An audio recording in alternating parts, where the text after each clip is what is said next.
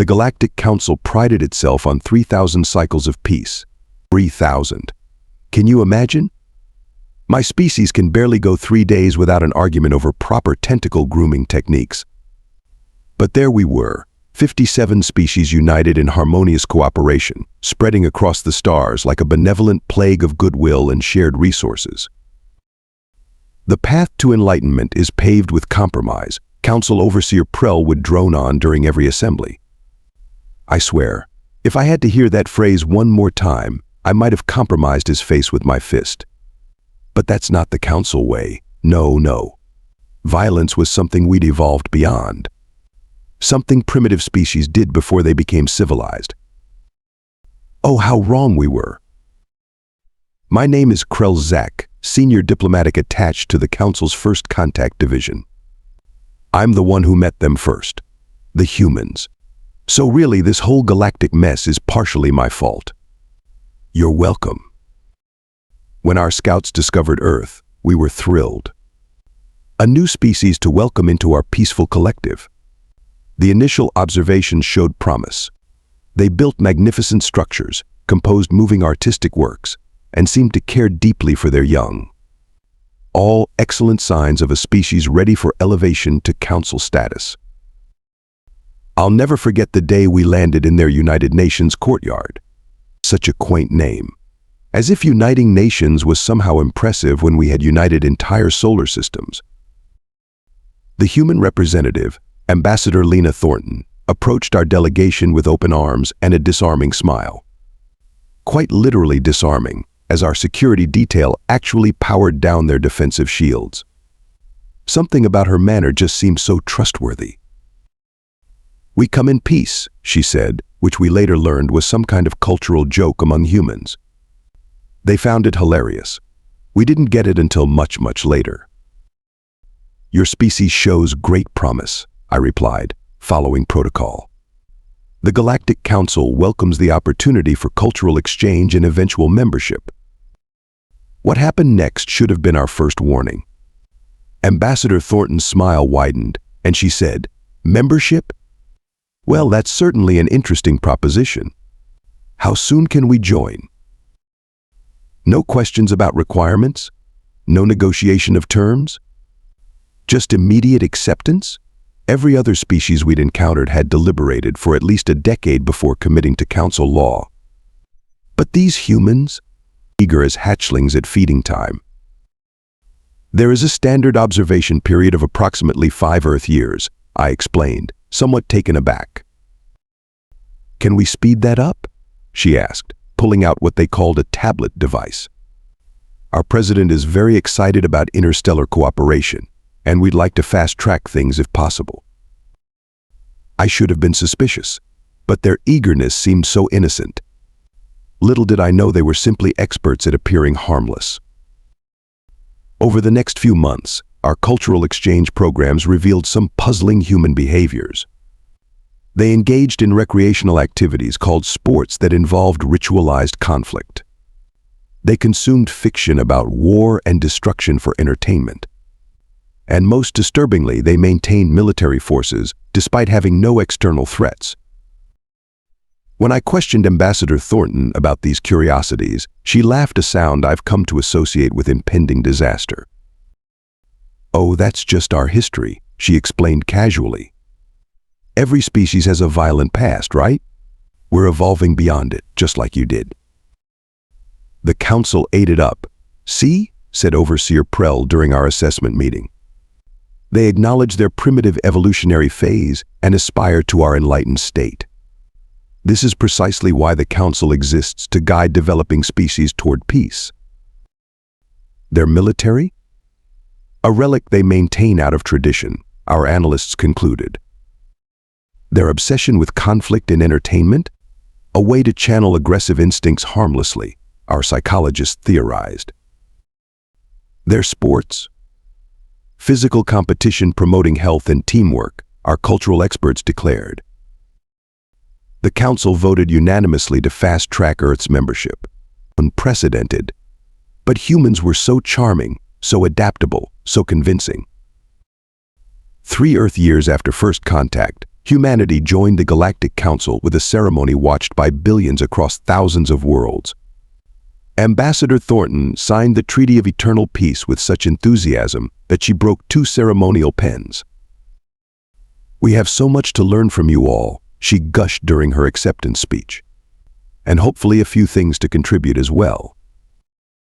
Those few things became apparent just weeks later when the newly appointed human delegation submitted their first formal proposal to the Council. I still have a copy of the document. I keep it as a reminder of my failure. Request ID HD 7729B. Petitioning species human. Subject: research permission for advanced energy weapons systems. Justification: for scientific purposes and defensive contingencies. When I confronted Ambassador Thornton about this alarming request, she seemed genuinely confused by my concern. "It's just research, Krelzak," she said, patting my shoulder with uncomfortable familiarity. "You can't expect us to stop being curious just because we joined your club, right? Besides, shouldn't all members contribute to the collective knowledge?" I should have sounded the alarm then. I should have recognized what was happening. Instead, I simply asked, "But weapons research? The Council hasn't needed weapons in over 1,000 cycles." She smiled that disarming smile again and said words that now haunt my nightmares. "Well, let's hope we never need them. But isn't it better to have something and not need it than need it and not have it? Just common sense, really. Common sense." That's what they called it. That's how it began. Not with a declaration of war or a show of force, but with a simple request for research permissions for scientific purposes. The Council approved it unanimously. 5 years. That's how long it took for the humans to integrate themselves so early into our systems that extracting them would have been like trying to remove a parasite that's wrapped itself around your central nervous system. Not that we were trying to remove them. No. We were still congratulating ourselves on our successful cultural integration project. Ambassador Thornton had returned to Earth, replaced by a human male called Marcus Drake. Where Thornton had been all smiles and gentle persuasion, Drake was, well, let's just say subtlety wasn't in his diplomatic toolkit. "These trade terms are unacceptable," Drake announced during his first council session, slapping his hand on the ancient table of accord. Several Mushin representatives flinched at the sound. They're sensitive to percussion, poor things. Humanity requires access to the tritium deposits in the Cygnus sector. We're prepared to offer mining technology in exchange. But the Cygnus sector is a protected ecological reserve, protested Representative Beale of the Uragi Collective. The Council established that designation 300 cycles ago. Drake smiled. Not the warm, disarming smile of Thornton. No, this was something predatory. "In times change," he said simply. "Our technology minimizes ecological impact. Besides, the Council needs the resources our mining can provide." The vote passed 32 to 25. The first divided Council vote in, well, longer than I'd been alive. And that's saying something, because my species lives approximately 400 of your Earth years. That same week, I received a private communication from Lorana Pell, a council scientist assigned to the Human Research Collaboration Initiative. "Krelzak, we need to talk," she whispered, her normally iridescent skin dull with stress. "The humans. Their weapons research. It's concerning." We met in a quiet corner of the Grand Arboretum, away from the Council's monitoring systems. Yes, we had those. Peace requires a certain amount of vigilance. "They're not just researching theoretical applications," Lorana said, her tendrils twitching nervously. "They're actively enhancing weapons designs. Plasma containment systems that could power city grids? They're miniaturizing them for what they call tactical deployment. And those medical nanites we shared? They've modified them for something called armor penetration." I laughed. Actually laughed. "Can you believe it?" "Lorana, you're overreacting. Humans have different cultural frames of reference. It's just terminology. Is it? She challenged, showing me schematics on her datapad. Look at these power signatures. This isn't research. This is production. I waved her concerns away. The council approved their research. They're naturally curious. And besides, what would they do with weapons? We're at peace. Oh, the irony of those words haunts me still. Meanwhile, humans were establishing colonies at an alarming rate. Not just on the lush, habitable worlds that most species preferred. No, they were claiming harsh, brutal planets that the Council had classified as inhospitable centuries ago. Why would anyone want to live on Tarsus IV?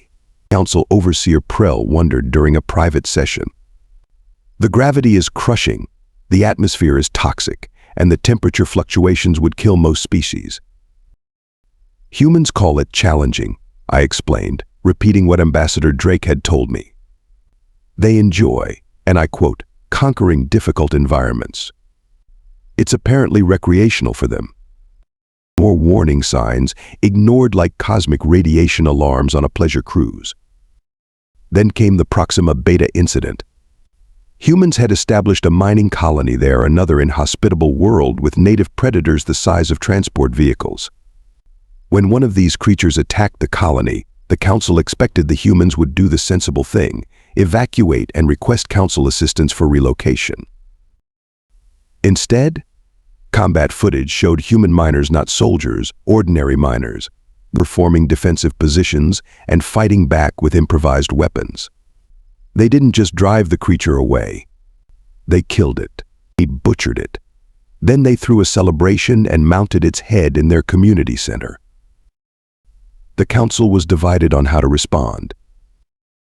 This demonstrates a concerning propensity for violence, argued Representative Zill of the Mantodine cluster.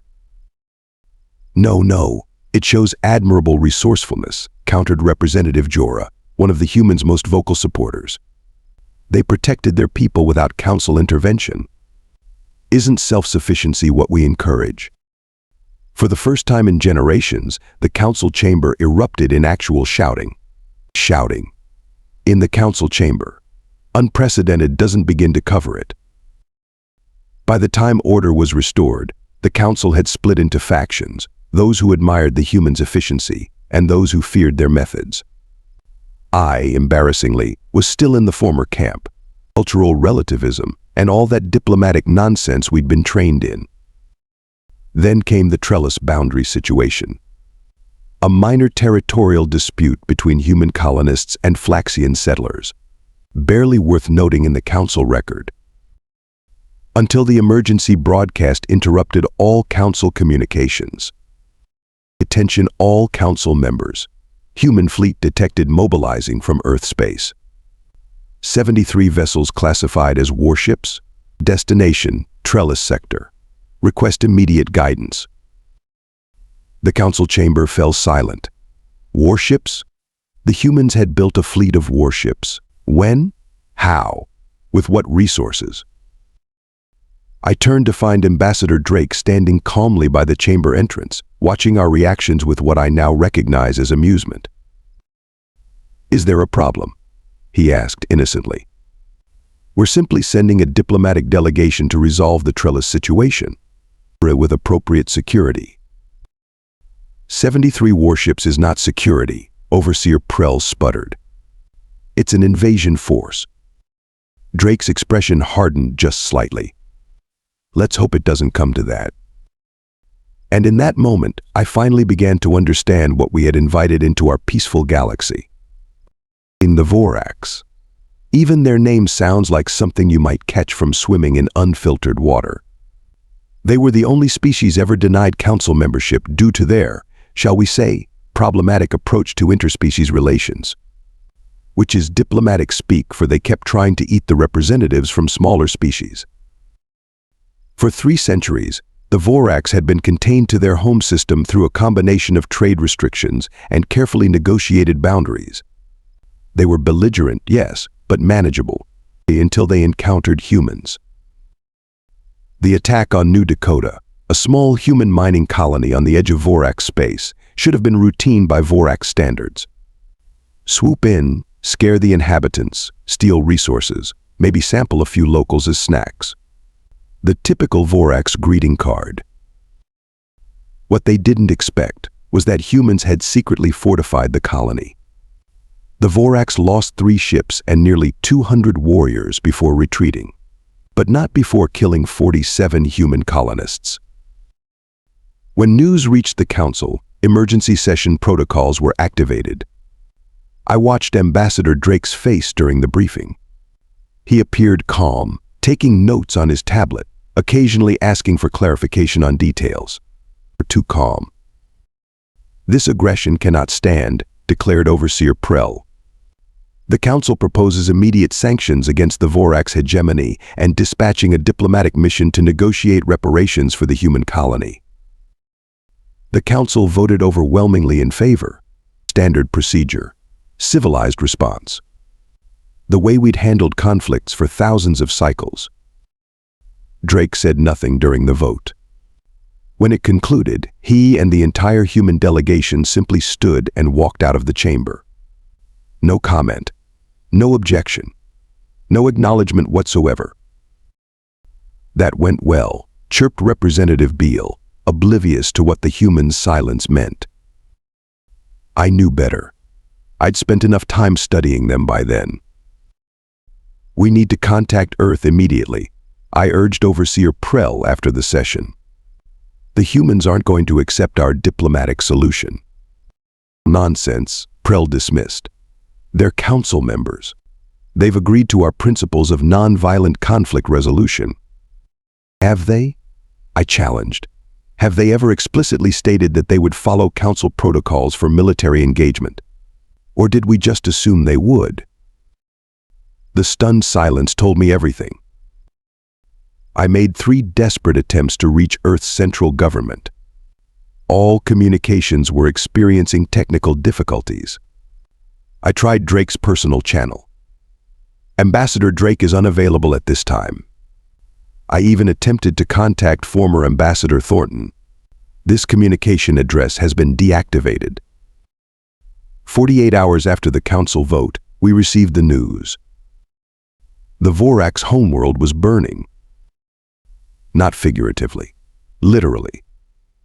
Massive orbital strikes had targeted their major military installations, industrial centers, and governmental compounds. The atmospheric damage was causing planet-wide firestorms. Billions of Vorax were dead or dying. The human attack had been swift, decisive, and utterly merciless. The council chamber descended into chaos when the reports came in. News screens showed imagery that none of us had seen outside of historical archives from pre-council times. Warships. Actual warships with weapons that could crack continents. Soldiers in powered armor dropping from orbit. Mechanized combat units advancing through burning cities. "Where did they get this technology?" screamed Representative Zill. "These weapons systems are far beyond what any council species possesses." "They built them," I realized aloud. "They've been building them since they joined the council." "Impossible," protested Overseer Prell. "We would have detected such manufacturing operations." "Would we?" I asked. "On those inhospitable worlds no council species bothered to monitor? With resources mined from sectors we gave them access to, because their proposals seemed so reasonable. Using technology we freely shared because we believed they were pursuing scientific purposes?" The chamber fell silent as the implications sank in. "They played us," whispered Lorana Pell, who had been right all along. "They've been preparing for war from the beginning." An emergency broadcast interrupted our collective realization. Ambassador Drake, requesting to address the council. When his image appeared on the main view screen, he wasn't in a diplomatic setting. He was on the bridge of a warship, wearing what appeared to be a military uniform. "The Vorax threat has been neutralized," he announced without preamble. "Humanity has ensured that they will never again pose a danger to any council species." This is unprecedented," Overseer Prell sputtered. You have violated the most sacred principles of the Council. You have committed genocide without consultation or approval." Drake's expression didn't change. "We didn't require your approval. The Vorax attacked our people. We responded appropriately." "Appropriately?" I stepped forward, finding my voice at last. "You've exterminated an entire civilization." "Not exterminated," Drake corrected coldly. "Subjugated. The surviving Vorax have surrendered unconditionally to human authority. They will no longer trouble the Council or its members." The Council hurriedly drafted a formal declaration condemning the human actions and demanding their immediate withdrawal from Vorax space. When I transmitted it to Drake, his response was something I'll never forget. He laughed. Not a chuckle, not a polite diplomatic titter. A full, hearty laugh that echoed through our chamber like a death knell for peace. "That's adorable," he said finally. "But I think you misunderstand the new reality. We'll be implementing security protocols throughout this sector to ensure no further incidents occur. The Council will not recognize this illegal occupation," Prell declared. Drake's smile reminded me of the apex predators from my homeworld. "Your recognition isn't required, Overseer. Only your compliance." The transmission ended, leaving us staring at each other in stunned silence. The moment humans abandoned peace, the Galactic Council knew doom was coming. We just didn't realize it had already arrived. 3 months after what humans casually termed the Vorax intervention, the galaxy had transformed beyond recognition. The Council chambers, once a place of measured debate and thoughtful compromise, now buzzed with frantic energy and whispered alliances. Species that had peacefully coexisted for millennia now viewed each other with suspicion. All because of the humans. I found myself staring out at the rings of Centralia, the Council's capital planet, wondering how we had misread them so catastrophically. My reflection in the viewport looked haggard. I hadn't properly reformed my epidermal layer in weeks. Stress will do that to a Zelaxian. "Beautiful view, isn't it, Krelzak?" I didn't need to turn to recognize Ambassador Drake's voice, now permanently tinged with that insufferable confidence. "Was any of it true?" I asked quietly. "Your peaceful intentions? Your desire to join our community of species?" Drake moved beside me, his reflection appearing in the viewport. He'd abandoned the diplomatic robes for what they called a dress uniform, adorned with medals and insignia that celebrated violence. "All of it was true," he replied, surprising me. "We genuinely wanted to join your community. We admired your achievements. We still do. And yet you brought war back to a galaxy that had forgotten it." Drake smiled. "We never forgot it. That's the difference. You built a civilization by pretending conflict doesn't exist. We built ours by mastering it." Behind us, representatives from the Talarian Confederation, once staunch Council loyalists, were meeting with human military advisors. They weren't alone. 12 formerly dedicated Council species had signed independent security agreements with Earth in the past week alone. "Your species is fracturing the Council," I observed bitterly. "We're offering an alternative approach," Drake corrected, "and many find it compelling." He wasn't wrong. The Brekkie, historically among the most peaceful species, had recently announced a defense modernization program with human assistance. The Jurians, who had evolved beyond physical conflict so completely they lacked appendages capable of violence, were now purchasing human combat drones. Even the Moochins, those gentle empaths who flinched at loud noises, had requested human protection for their home system. "I still don't understand," I admitted. "Why did you join us if you had no intention of embracing our philosophy?" Drake turned from the window, his expression uncharacteristically thoughtful. "Because your philosophy was dangerously naive. The galaxy isn't safe just because you declared it to be. The Vorax proved that. They were contained, not converted. Without enforcement, Peace is just a fragile illusion. And now we have your version of peace, maintained through terror and superior firepower. Peace through strength, Drake nodded. An ancient human concept that served us well. We didn't abandon peace, Krelzak. We just recognized what's required to actually achieve it. The council emergency summons chimed, interrupting our conversation. We joined the others in the grand chamber, now half empty with so many representatives recalled by their governments for strategic consultations. Overseer Prell looked defeated as he called the session to order. The council recognizes Ambassador Drake, who has requested to present a formal proposal. Drake strode to the center of the chamber, commanding attention in a way no council member ever had before. Distinguished representatives, he began, his voice carrying effortlessly. Recent events have demonstrated the inadequacy of current security protocols within council space. Earth proposes the formation of a new defensive alliance, operating alongside the council, but with specific authority to maintain galactic stability through monitored military deterrence. The chamber erupted, some in outrage, some in support. I noticed with dismay how many nodded along with Drake's proposal. This is the end of everything we've built, protested Representative Zill. 3,000 cycles of peace, destroyed by your species in less than a decade. Was it really peace? Countered Representative Jorah, now openly pro-human. Or was it just the absence of challenges? The moment a genuine threat appeared, our peaceful principles crumbled. The debate raged for hours. I remained silent, watching the council fragment before my eyes. When the initial vote came, the Defensive Alliance proposal passed by a slim margin.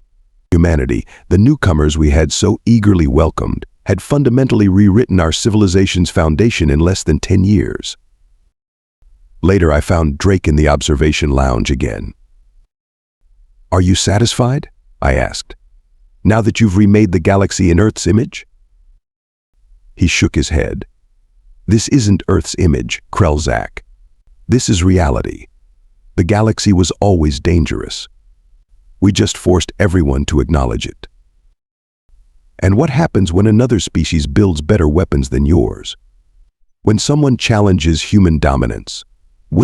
Will your peace through strength philosophy seem so enlightened then?" Drake's smile returned. "That's why we keep innovating. That's why we never stop preparing. Peace isn't a destination, it's a continuous process of deterrence." I looked out at the stars, seeing them differently now. Not as beacons of shared discovery and cooperation, but as distant battlefields waiting to happen. "The tragedy," I said finally, "is that in some twisted way you've succeeded. The Vorax are contained, piracy has plummeted, trade routes are more secure than ever. You've made the galaxy safer through the threat of violence." "Is that really a tragedy?" Drake asked. "Or is it just pragmatism?" I had no answer. The humans never abandoned war, they had simply perfected it, elevated it to an art form, a precision tool rather than a blunt instrument. And in doing so, they had brought a strange new kind of security to the galaxy. The Council's peaceful dream wasn't dead. It had just been replaced by something more primitive and yet, paradoxically, more effective. Peace maintained not through mutual respect and enlightenment, but through fear of human retribution. As I watched the distant stars, I wondered if the Council's way had ever been realistic. Perhaps humanity's greatest achievement wasn't spaceflight or technology, or even their fearsome weapons. Perhaps it was their clear-eyed acceptance of a truth the Council had spent millennia denying. That true peace can only exist when backed by the capacity for overwhelming violence. The humans hadn't abandoned peace after all. They'd just redefined it for a galaxy that had been living in a beautiful, fragile fantasy.